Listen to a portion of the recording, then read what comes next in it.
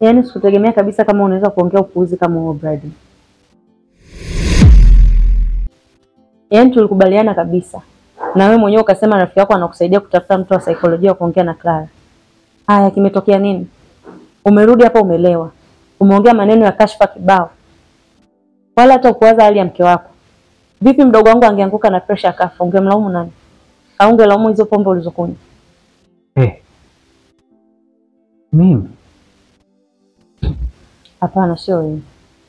Unajifanya ukumbuke ulichozungumza, si ndio? Wewe umerudi hapa umelewa. Umemwambia Clara mtoto amefia tumboni na tumeshazika. Ukamwambia kwamba yeye ndo sababu ya mtoto kufa. Kweli Clara anaweza kaua mtoto wake? Isitoshe ukasema sisi hapa ndani wote ni wanafiki. Tuna kazi ya kumbembeleza tu. Atumwambie ukweli. Mke wako ni mashine mbovu. Ukadiriki kudhalilisha familia yetu yote kwamba sisi wote ni mashine mbovu. Mimi mwenyewe hapa nilipo ni mashine mbovu, ndio maana sina mtoto. Kweli Brayden? Umefikia huko shemeji yangu? Unaniumiza sana. Yaani unavyoongea hapo unanishangaza. Sababu shem sikumbuki chochote kile. Afu kwanza I respect myself. You respect yourself, see? Brayden, ungekuwa unajiheshimu.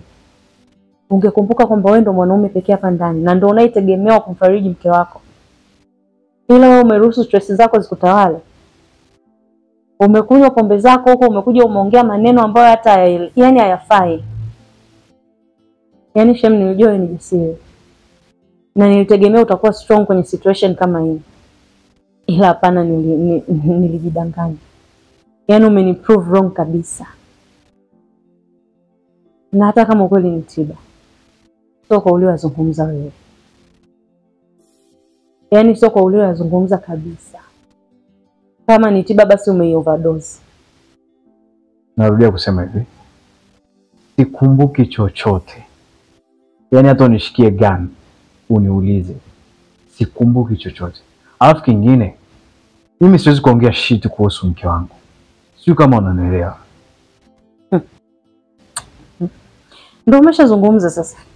Au niseme labda hizo pombe ulizokunywa zimekusaidia kuongea?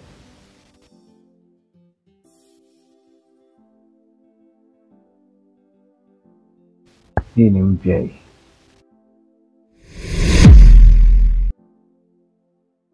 Shoga yangu, unaona ulivyoshangaa? Na sisi tumeshangaa hivyo hivyo. Maki Brayden sio kawaida yake. Kamila, Brayden kila alichokuwa anakizungumza kilikuwa akilini mwake. Wewe unamtetea tu. Hino kuniambia mimi mashine mbovu, sina faida yoyote. Na itabidi niondoke tu. Maana nishajua sina faida yoyote kwake. BFF, yani hata usiwaze hivyo. Maki vile zilikuwa ni pombe tu. Brayden namjua vizuri, sio mtu wa pombe. Na kama alikuwa amelewa, kila alichokuwa anakiongea kilikuwa ni ukweli. Hamna mlevi anaongea uongo hata siku moja. Yaani Brayden na mimi napenda yeye kutokuwa na mtoto. Kumbe mama zangu naharibu makusudi. Eti mimi ni mzembe, nimemuua mtoto wangu mwenyewe. Hivi ni maneno kuniambia kweli mimi Kamila? Na vile pombe alienda kuninywea mimi.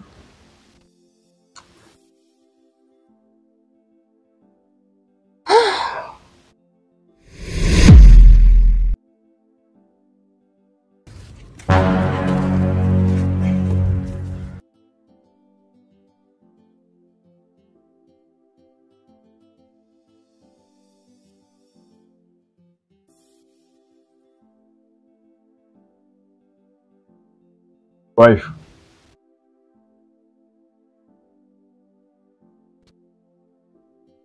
I'm sorry kwa sababu mimi mwenyewe sijui ni nini ambacho nimezungumza. Ila naambiwa tu kwamba nilizungumza vibaya.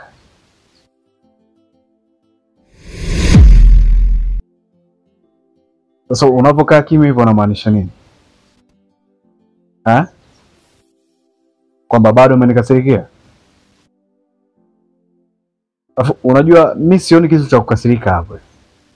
Unakasirika nini sasa? Mimi nilikuwa sijui ni nini ambacho anazungumza. Sasa unamkasirikia mtu kitu ambacho yeye mwenyewe ajui alikuwa anazungumza nini? Alafu nisikilize nikwambie kitu. Sasa hivi ni asubuhi. Natakiwa niende kazini. Sasa nikienda kazini na huku nimeacha mtu mwenye kinyongo, maana yake ni nini? Naweza nikakutana na balaa huko kwa sababu yako, kwa sababu ya kinyongo ambacho umeniwekea mimi, na wewe ndo utakuwa unahusika. Bryden, ulichokuwa unazungumza ulikuwa unamaanisha, na wala usitingizie pombe. Kumbe unajua ni pombe. Sasa kama unajua ni pombe, unacholaumu ni nini? Maana yake kwamba nilikuwa sijielewi. Hebu nisikilize.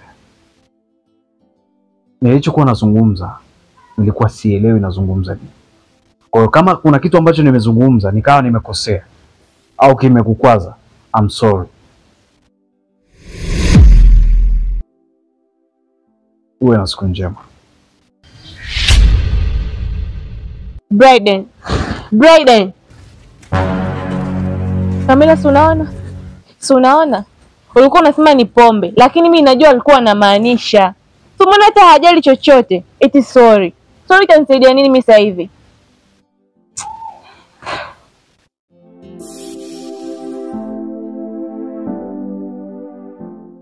Bosi.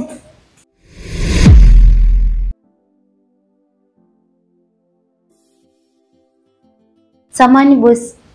Kuna tatizo limejitokeza. Tatizo gani? Ni kuhusu umeme. Umeme unafanyaje? Niliwasha friji, naona limepiga short, maana main switch imezima. Na nimejaribu kuiwasha, lakini bado inaendelea kuzima yenyewe. Na kwenye friji nimeweka samaki wataharibika. Na naona hili tatizo sio dogo. Sawa, nitakuja na fundi. Lakini muwe makini huko ndani. Watu wanatumia kitu kuwa makini. Toka nimekuja hapa ile friji haijawahi kupiga short. Unanielewa? Maana hiyo ni short tu. Unaweza ukaja ukashangaa umeshika huko ukachoma na nyuma. Kwa kuwa makini. Na kingine, mtu yote asiguse hapo mpaka fundi yake. Sawa. Nilipokuwa mtoto mimi nilisikia mapenzi kwa wengine. Asa mkubwa mimi najionea mapenzi mwenyewe. Unaoteseka moyo huwezi amini, unawaka moto.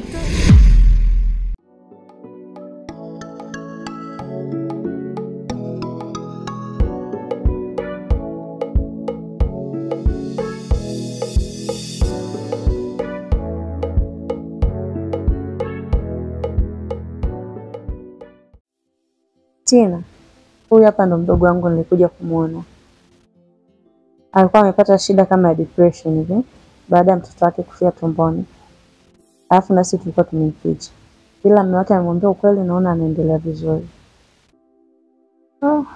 Pole sana mwana. Asante. Nilikuwa nimewaza uje kumuona. Huenda kwenye dawa zako kuna dawa ambayo ingemfaa. Ila kama wengi wanavyosema ukweli ni dawa. She's okay.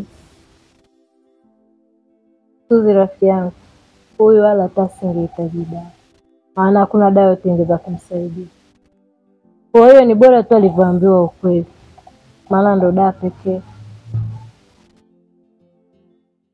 Sawa professional wangu, ukisema wewe mimi nala kupinga. Basi shoga yangu mimi niende, maana nilikuja kumwangalia. Naona hitaji tena dawa. Mimi cha kukushauri shoga yangu, mzingatie tu matunda na kuwa naye karibu. Hivyo tu. Tina, hata kama hitaji dawa ndio uwahi kuondoka hivyo. Yaani kama kawaida yako. Subiri basi upate hata glasi ya juice. Bwana, hata usijali. Ina maana umenisahau. Mimi hapa nishapa juice. Singine nitakuja hata kukushtukizia. Kwa hiyo mimi leo tu niende shoga yangu, singine nitarudi. Kwa hata usiwaze. Haya, sawa. Wewe ukishaamua jambo lako umeamua. Yaani kama mganga wa kienyeji. Umeshazoea kutoa maelekezo ya dawa huko, basi kila mtu unampa masharti. Mpaka mimi. Hayo sasa umesema wewe shoga yangu. Kwa hiyo mimi nafikiri nini tu hata maji usije kusema nimekususia, maana na wewe hapo sawa. Kamila. Kamila. Abe. Toba.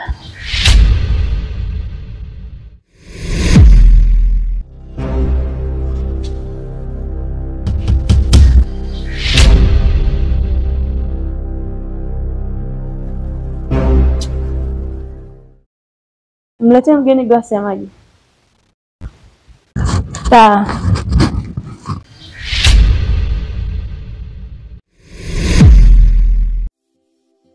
Nimesikia Clara mdogo wangu amesema usingatie matunda na maji. Sawa mama?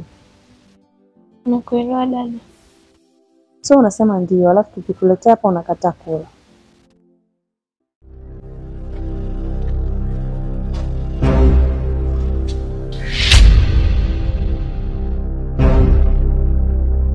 Karibu.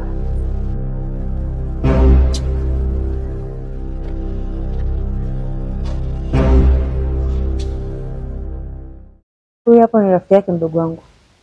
Nilimkuta anaishi hapa, alikuwa anamsaidia rafiki yake.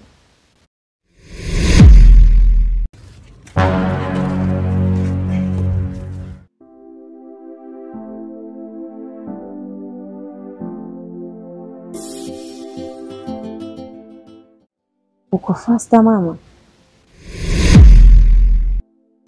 Twende nikutoe maana hata sijui unawahi wapi. Bye mwana. Sawa, bye.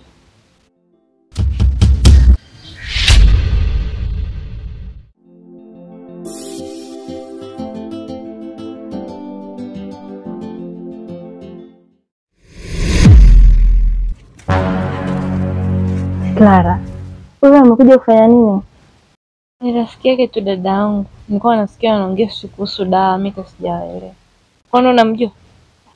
Wala hata mimi simjui, yani nimeuliza tu maki nimeona sura ngeni. Basi mimi niko zangu ndani. Nilipokuwa mtoto mimi nilisikia mapenzi kwa wengine, hasa mkubwa mimi. Nilipokuwa mtoto mimi nilisikia mapenzi kwa wengine, hasa mkubwa mimi. Najionea mapenzi mwenyewe, unaoteseka moyo, huwezi amini unawaka moto. Kwa nani huwaga na kesha papa usiku kucha na waza nilikosea wapi yani. Nilikuambia siwezi peke yangu, nawe peke utabaki wangu. Ahadi nzuri uliwekeza kwangu, na daima utakuwa wangu.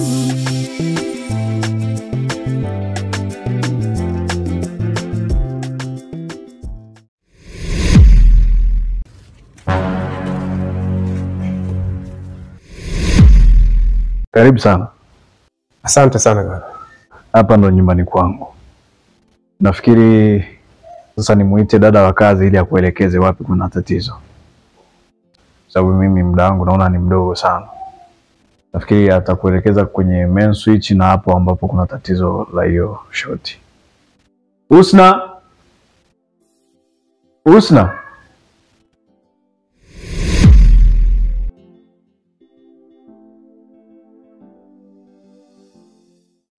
Abe boss. Sasa fundi huyu hapa. Kwa hiyo utamuelekeza main switch ilipo na hapo kwenye hiyo tatizo lilipoanzia. Sawa? Sawa boss. Utamuelekeza main switch, utamuelekeza pia huko chumbani ambapo shoti imeanzia. Alafu ndo atarekebisha. Mimi muda wangu ni mdogo sana. Kwa hiyo siwezi kukaa hapa mpaka amalize. Niambie badi.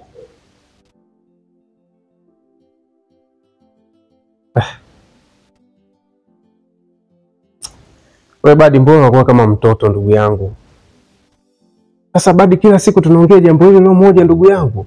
Wewe mbona ubadiliki? Sasa wewe unajua mimi sasa hivi niko wapi?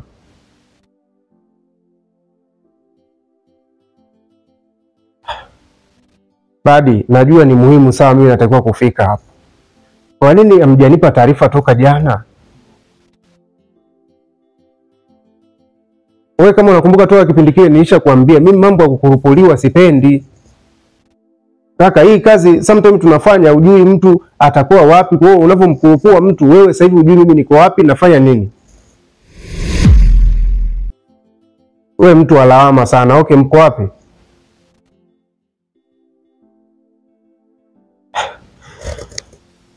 Mimi nimekuelewa, sawa, nisubirini hapo nakuja sasa hivi.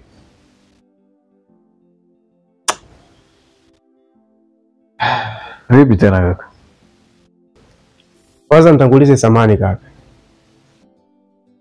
Kuna dharura imejitokeza hapa. Ni muhimu sana, natakiwa mimi nifike. Na bila mimi hakuna chochote ambacho kitafanyika. Kwa hiyo ninakuomba uniwie radhi kwa hili. Lakini kazi yako sio kwamba haitafanyika. Kazi yako itafanyika. Kwa hiyo kuna mtu nakwenda kumshtua ofisini, atakuja ashughulikie mara moja sana. Sasa ningekuwa nahitaji mtu tu ningekuwa nimeshakamilisha hili swala. Lakini nimeelekezwa kwako kwa sababu watu wanaamini kwamba wewe ni fundi mzuri na nimepewa sifa zako kabisa. Wewe ni fundi mzuri sana na una uzoefu wa muda mrefu. Ndio maana nikakufuata. Sasa huwezi kuniagizia mtu kaka. Mimi nimekuelewa. Na hawala hawajakosea kwamba mimi ni fundi mzuri sana. Yaani wamekwambia ukweli kabisa. Lakini sasa kutokana na hii changamoto ambayo imejitokeza, yani sina cha kufanya. Sawa. Naomba nikashughulikie kwanza hili. Basi tutawasiliana tuone tunafanyaje. Sasa nisikilize. Mimi sihitaji mtu yeyote tu aje kufanya hii kazi. Hii kazi nahitaji uje ufanye wewe. Kwa sababu anaweza akaja kijana hapa akashika alafu akazua tatizo lingine. Hii ni nyumba bana, wanaishi watu. Kwa hiyo kwa sababu wewe nimekuamini na nimeaminishwa kuhusu wewe, naomba hii kazi uje uifanye wewe peke yako. Ya, mimi nimekuelewa vizuri sana. Kwa hiyo kuwa na amani, nitakuja kuifanya mimi. Basi hamna shida fundi. Basi poa, tutawasiliana. Sawa, asante. Uwe na siku njema. Haya.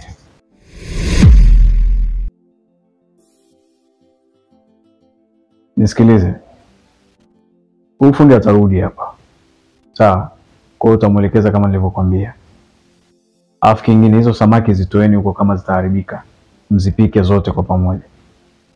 Sawa bosi. Asije fundi mwingine yoyote zaidi ya huyu. Kama akija mwingine umwambie asifanye kazi. Sawa. Sawa. Na siku njema. Na kwako pia bosi.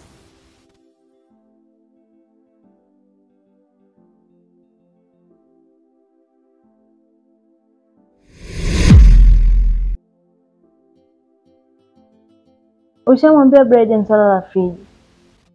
Samaki zinaharibika, alafu mimi kuzitumia hadi kesho ndo nampikia Clara supu. Na sitaki kabisa shida na dada. Bosi amesema tuzipike leo.